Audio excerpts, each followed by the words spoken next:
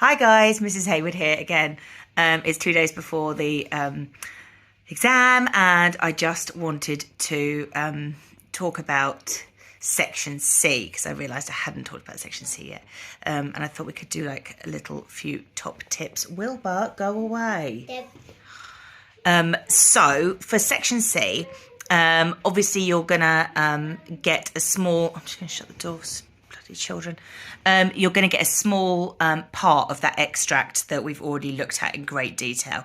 You do not bring your Curious Incident book or extract in with you. It will be printed in the exam booklet. You'll get about 2.5, maybe A4 pages worth in there. So in like quite big writing, so it's fine. So what you're going to do is you're going to get the extract in there. It might ask you to draw a diagram. In which case you've got to remember your entrance and exits, you've got to remember your back wall, you've got to remember to label your stage type, do entrances and exits, where the audience are, along with sight lines as well. So make sure you're doing that. It might not ask you to do that.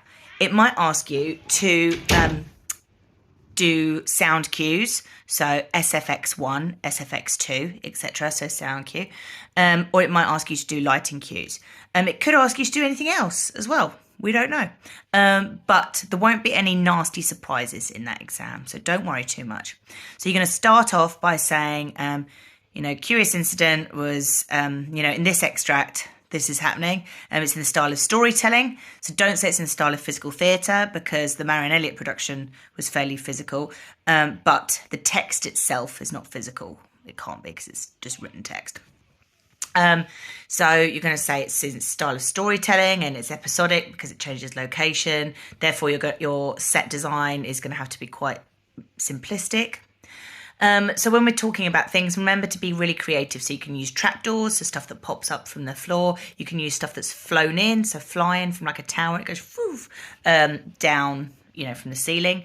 You're going to be talking about your floor cloth, your lighting, projections, cycloramas, all that sort of stuff. Be really creative with it as well. Really think about what it is you want your audience to experience and what are you trying to show them. So obviously with Curious Incident, we're being taken into Christopher's world, aren't we, straight away? And so as an audience member, we are almost being invited into his mind. So those moments where Siobhan, is like a voice in his head, or when he's getting really stressed, how does he see those things?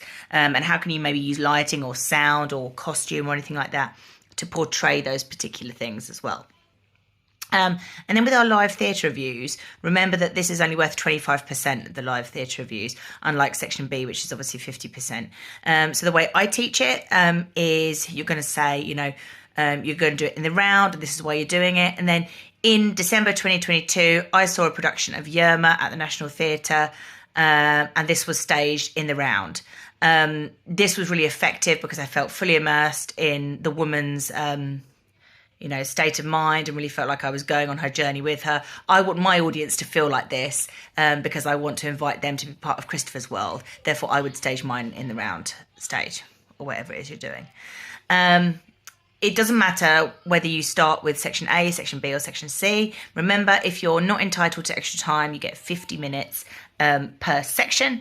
If you are entitled to extra time, if you're entitled to 25%, you get an hour and something like an hour and 1 minute. I think something like that.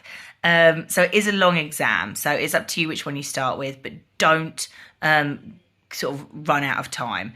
Aim to go no more than 55 minutes on one of your pieces. Otherwise, you're going to end up here, there and everywhere. Okay, so you've got less than 48 hours now until the first exam, your main exam. So do feel free to email me any questions or anything like that. Look on Firefly because I've put loads of resources on there as well. If there's anything you feel I haven't covered, then do feel free to email me and ask me. Okay, I'll be there on Wednesday afternoon. In the meantime, break a leg.